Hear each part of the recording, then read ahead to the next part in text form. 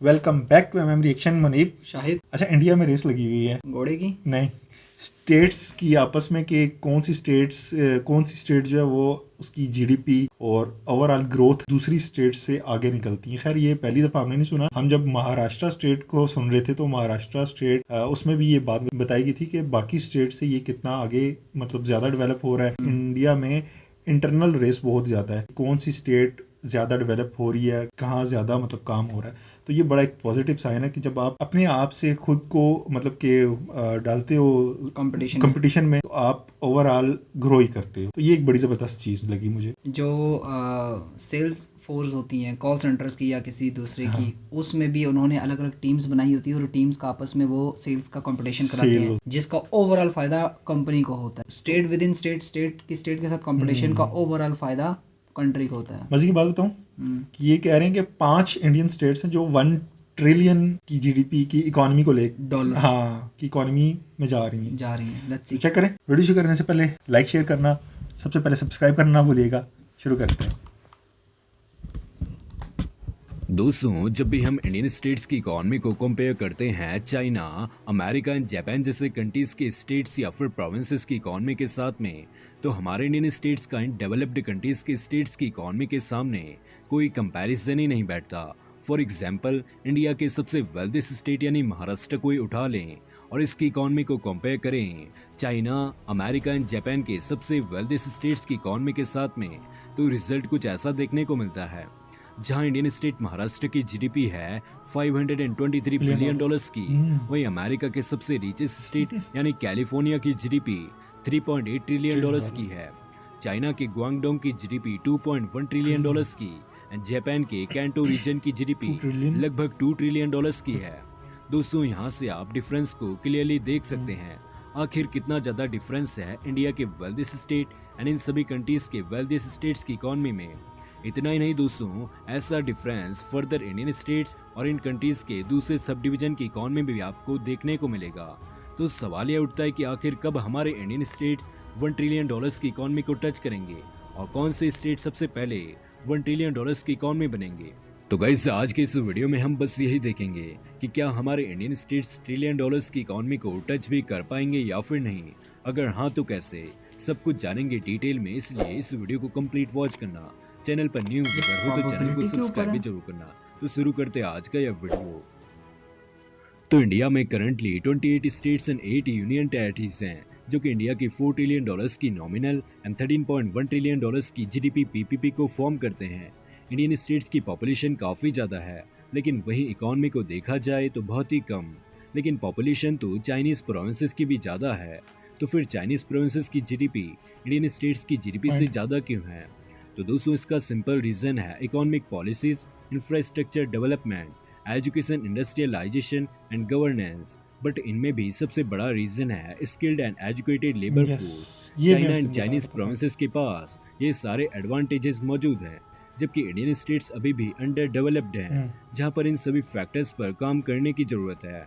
तो आइए दोस्तों, देखते हैं कौन से इंडियन स्टेट सबसे पहले 1 ट्रिलियन डॉलर्स की इकोनॉमी बन सकते हैं, कैसे और कब। दोस्तों, 1 ट्रिलियन इकोनॉमिक स्टेट्स बनने की लिस्ट में इंडिया के महाराष्ट्र, तमिलनाडु, उत्तर प्रदेश, कर्नाटक एंड गुजरात को मिलाकर टोटली 5 स्टेट्स में बेहतरीन कंपटीशन है। तो सबसे पहले बात करते हैं कर्नाटका की। तो साउथ इंडिया का यह स्टेट प्रेजेंट टाइम में इंडिया का 5th रिचेस्ट स्टेट है, जिसकी जीडीपी तकरीबन 322 बिलियन अमेरिकी डॉलर है। कर्नाटक अपनी जीडीपी को 13% की जीडीपी ग्रोथ रेट से 17% करके 1 ट्रिलियन डॉलर्स तक पहुंचाना चाहता है। लेकिन यह उतना आसान भी नहीं, क्योंकि कर्नाटका में अभी भी infrastructure development, industrial diversification, skill development and education, agriculture modernization and tourism sector में और ज़्यादा काम करने की आवश्यकता है। कर्नाटका कोस्टल लॉजिस्टिक में काफ़ी बेहतरीन है एंड इसके पास दुनिया भर में 3rd highest number of startups हैं। बट 1 ट्रिलियन डॉलर्स की इकोनॉमी बनने में कर्नाटका के सामने काफ़ी चैलेंजेस एंड अपॉर्चुनिटीज़ हैं, इसलिए सभी सेक्टर्स को समान रूप से अपना योगदान देकर 1 ट्रिलियन डॉलर्स की इकोनॉमी बनानी होगी। दोस्तों, एक रिपोर्ट के अकॉर्डिंग कर्नाटका में नेक्स्ट 10 ईयर्स में 152 लाख करोड़ के कॉम्युलेटिव इन्वेस्टमेंट करने की आवश्यकता है, जिसमें लगभग 23 लाख करोड़ रुपए गवर्नमेंट से remaining 107 lakh crore private sector से आने की उम्मीद है। इससे फायदा यह होगा कि कर्नाटका 2026 एंड 27 तक $500 बिलियन की एंड 2032 तक $1 ट्रिलियन की इकॉनमी को अचीव कर लेगा। दोस्तों नेक्स्ट है गुजरात, जो कि करंटली इंडिया का 4th highest GDP producing state Surat है। सिटी इसकी जीडीपी गुजरात 340 बिलियन पाकिस्तान के की बराबर है। है। गुजरात में कई तरह के मेगा प्रोजेक्ट्स जैसे dream city, gift city, Dholera SIR and Ahmedabad Mumbai bullet train etcetera में रैपिडली वर्क चल रहा है, जो कि आने वाले सालों में गुजरात की रूपरेखा को बदल कर रख देंगे। इसके बाद गुजरात सरकार का कहना है कि फाइनेंशियल ईयर 2026 एंड 27 तक गुजरात इंडिया की जीडीपी में 10% का कंट्रीब्यूशन करते हुए $500 बिलियन की इकॉनमी को टच कर लेगा और आने वाले सालों में $1 ट्रिलियन की इकॉनमी भी बन सकता है। गाइस जब बात करते हैं तमिलनाडु की, जो कि करंट टाइम पर इंडिया की 3rd रिचेस्ट स्टेट है। इससे पहले तमिलनाडु इंडिया ये का भी हमने नहीं 2nd देखा। वेल्थीस्ट स्टेट हुआ करता था, लेकिन हाल ही में उत्तर प्रदेश ने इसको ओवरटेक कर दिया है। फिलहाल तमिलनाडु स्टेट की करंट नॉमिनल जीडीपी $360 बिलियन की है। तमिलनाडु को 2030 तक अगर $1 ट्रिलियन की इकॉनमी बनना है तो इसकी जीडीपी को 18% के रेट से पर एनम में ग्रो करना होगा आने वाले 7-8 सालों में। लेकिन इस पर भी इंडिया के former chief economic advisor Arvind Subramanian ji का कहना है कि ऐसा इतिहास में कभी भी नहीं हुआ कि इतने ज्यादा टाइम तक कोई इस रेट से ग्रो कर पाए। यहाँ तक कि चाइना ने भी 40 सालों में जो अपनी इतनी बड़ी इकॉनमी खड़ी की है, इसमें इसकी ग्रोथ रेट भी केवल 10 से लेकर 12% की ही थी। लेकिन तमिलनाडु के पास 1 ट्रिलियन इकॉनमी बनने का पोटेंशियल तो है। साथ ही अरविंद जी का यह कहना भी है कि इंडिया ने सर्विस सेक्टर के लिए मैन्युफैक्चरिंग सेक्टर को स्किप किया है, जो कि इसकी सबसे बड़ी गलती थी। जबकि दूसरी तरफ चाइना, जिसने मैन्युफैक्चरिंग सेक्टर पर काम किया है, दुनिया में मैन्युफैक्चरिंग सेक्टर का 40% पार्ट रखता है, जबकि इंडिया का कंट्रीब्यूशन इस फील्ड में केवल 4% का ही है। देर में ही सही, लेकिन तमिलनाडु भी इंडिया का मैन्युफैक्चरिंग हब बनेगा। अगर मैन्युफैक्चरिंग सेक्टर में तमिलनाडु अच्छा खासा काम करता है तो यहाँ पर आपको जीडीपी में एक बड़ी इंक्रीमेंट देखने को मिलेगी। साथ ही तमिलनाडु टूरिज्म भी यहाँ का बढ़िया इकोनॉमिक बूस्टर बन सकता है। तमिलनाडु को $1 ट्रिलियन की इकोनॉमी बनने के लिए highly educated youth and government support की जरूरत है, बट ये भी काफी challenging and time taking process होने वाली है। तो वेट करते हैं गाइस 2030 का। नाउ गाइस अब इंडिया के सेकंड वेल्थेस्ट स्टेट यानी बात करते हैं उत्तर प्रदेश की। तो गाइस यह स्टेट भी $1 ट्रिलियन की इकोनॉमी बनने का दावेदार है, जिसकी मौजूदा जीडीपी $384 बिलियन की है और इसका सपना 2027 एंड 28 तक $1 ट्रिलियन की जीडीपी बनने का है। उत्तर प्रदेश के डेवलपमेंट के लिए यहाँ पर सरकार ने 14,000 प्रोजेक्ट्स को प्लान किया है, जिन पर लगभग 10 लाख करोड़ का इन्वेस्टमेंट आएगा। गाइस उत्तर प्रदेश को $1 ट्रिलियन की इकोनॉमी बनाने के लिए इसके 75 डिस्ट्रिक्ट्स को मिलकर काम करना पड़ेगा। बीते सालों में यहाँ पर sugar cane and horticulture crop production में भी एसेंशियल ग्रोथ देखी गई है। उत्तर प्रदेश को आगे भी क्रॉप डाइवर्सिफिकेशन को और ज्यादा एनहेंस करना पड़ेगा। UP milk and egg production में भी इंडिया के टॉप स्टेट्स में से एक है। साथ ही UP transport, real estate, communication, professional and public service में भी रैपिडली ग्रो कर रहा है। इसके अलावा तमिलनाडु के जैसे टूरिज्म यहाँ की इकोनॉमी का भी मेन पिलर है। तो गाइस आइए महाराष्ट्र की बात करते हैं। महाराष्ट्र तो $523 बिलियन की जीडीपी इन 2024 के साथ महाराष्ट्र इंडिया का सबसे वेल्थीस्ट स्टेट है और कई सारे इकोनॉमिक एडवाइजर का अंदाजा है कि 2027 एंड 28 तक महाराष्ट्र इंडिया का 1 ट्रिलियन या फिर इससे ज्यादा की इकोनॉमी वाला पहला स्टेट होगा। लेकिन कंडीशन है कि आने वाले कुछ सालों में महाराष्ट्र को 17 या फिर 18% के ग्रोथ रेट से ग्रो करना होगा, जो कि काफी चैलेंजिंग है। $1 ट्रिलियन की इकोनॉमी पाने के लिए महाराष्ट्र को agriculture, real estate and tourism पर फोकस करना होगा। महाराष्ट्र के सभी डिस्ट्रिक्ट्स को अपना सिग्निफिकेंट रोल प्ले करना पड़ेगा, क्योंकि यहाँ पर 36 में से 7 डिस्ट्रिक्ट्स ही मेनली यहाँ की 55 से लेकर 60% की इकोनॉमी को जनरेट करते हैं। लेकिन और डिस्ट्रिक्ट्स को भी आगे आने की जरूरत है।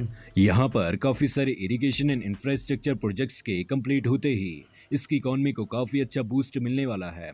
तो दोस्तों आप इंडिया के किस स्टेट से हो और आपके अकॉर्डिंग इंडियन स्टेट्स का $1 ट्रिलियन की इकोनॉमी बनने का सपना पूरा भी होगा या फिर नहीं? अगर हाँ तो कब? कमेंट सेक्शन में जरूर बताना। तो मिलूंगा दूसरे वीडियो के साथ जल्द ही, तब तक के लिए गुड बाय।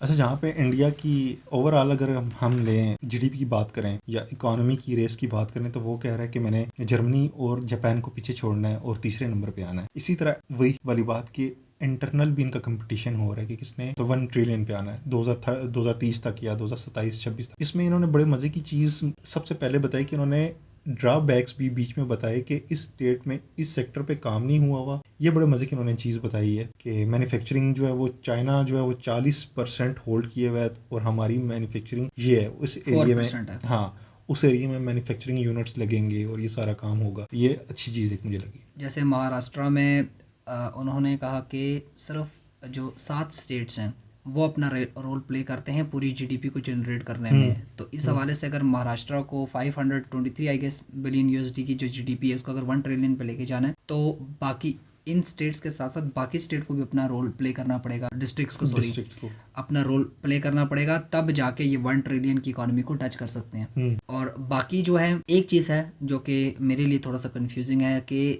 इन्होंने हर स्टेट का जो टारगेट रखा हुआ वो 17 से 18% की रखी हुई है, जबकि दूसरी तरफ वो खुद बता रहे हैं कि चाइना ने जितना क्विक ग्रो किया उनको भी 12 से 13% की उनकी ग्रोथ रेशो थी जीडीपी की। शायद इससे ये हो कि अगर ये 17 से 18 एक टफ और एक चैलेंजिंग है, खुद एक्सेप्ट कर रहे हैं कि एक चैलेंजिंग है। अगर ये इतनी रेशो से ग्रो नहीं करते, अगर चाइना की जितनी ग्रोथ है उतनी ही अगर ये उससे करते हैं तो इनको 4-5 साल मजीद लग जाएंगे उस जीडीपी को टच करने के लिए। 2030-31 का इन्होंने दिया है, एस्टीमेट दिया है, तो ये 2035 हो जाएगा। हाँ, जहाँ 2027-28 है तो वो 2032-33 तक चला जाएगा, 2-3 साल ऊपर चले जाएंगे।